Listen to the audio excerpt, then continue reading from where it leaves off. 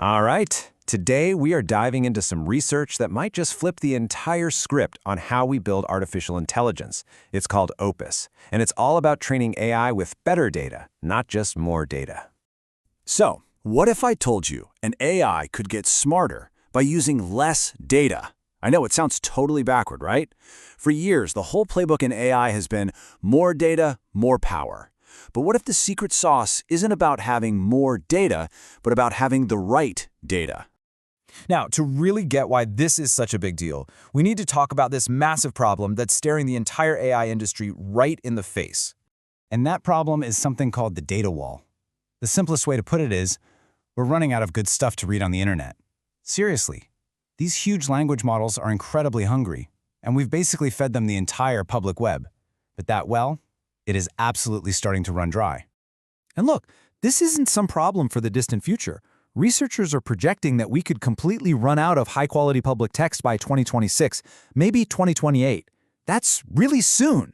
So the takeaway here is pretty clear. Just throwing more and more data at the problem isn't going to work anymore. We need a totally new game plan. Okay, so before we get to the brilliant new solution, let's take a quick look at the old playbook. How we used to do things, and why it wasn't quite working. So you had two main approaches. On one hand, there was static selection. You could think of this like a generic one-size-fits-all diet plan. You pick your data once at the beginning, and that's it. Then you have dynamic selection, which is a bit smarter. This is more like having a trainer who adjusts the diet on the fly as you learn and progress. Sounds better, right? Well, it had a really big hidden flaw.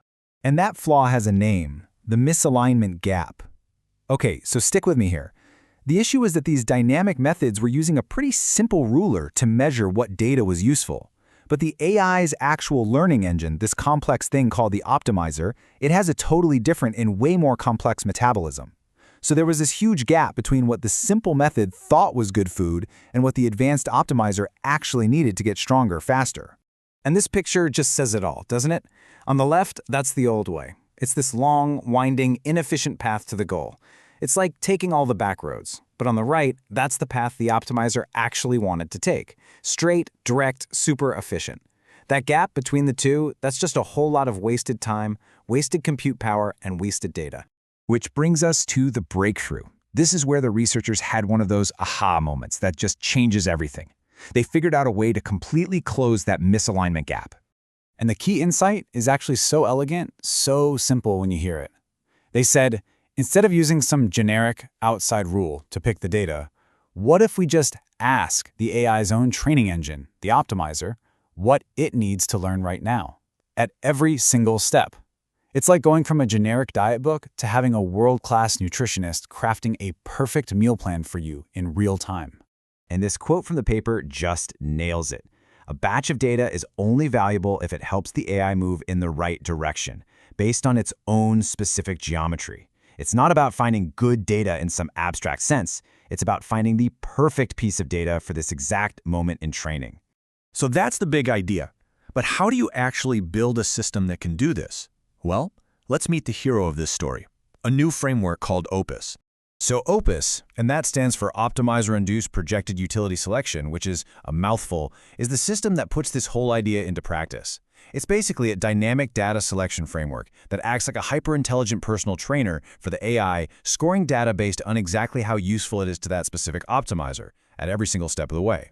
And here's the four-step dance it does. First, it establishes a goal. It creates this small, high-quality proxy dataset that it wants to aim for. Think of it as the gold standard. Then, step 2. It scores all the potential data to see how well it aligns with that goal, always considering the optimizer's unique geometry. Step 3 is super important. It selects for diversity. It uses some smart sampling to pick the best data, but also makes sure it's not redundant, so the AI isn't just learning the same lesson over and over. And finally, step 4, train and repeat. The AI trains on that perfectly selected data, and the whole process starts again for the very next step. It's a constant adaptive loop. And I just want to give a quick shout out here. This wasn't some solo project. This whole OPUS framework came out of a huge collaboration between researchers from top-tier places like Shanghai Jiao Tong University, UW-Madison, UIUC, and Mila. Just a ton of brainpower went into this. Okay, so the theory sounds amazing, right? But the real question is, does it actually work in practice? Let's look at the results because honestly, they are pretty staggering.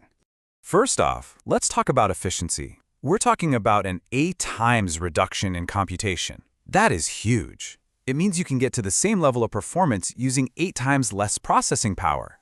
That's a massive, massive saving in time, energy, and money. But get this, it's not just about being faster, it's actually better. Compared to just picking data randomly, OPUS boosted the model's final accuracy by an average of 2.2%. So you're using way less compute, and you're ending up with a smarter, more accurate AI. It's a total win-win. But this graph right here, is the real mic drop moment.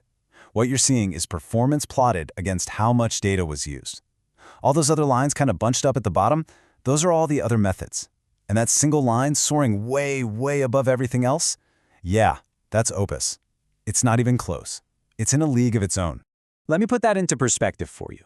What this graph shows is that OPUS helps an AI get better results with just 30 billion tokens than other methods do with 200 billion.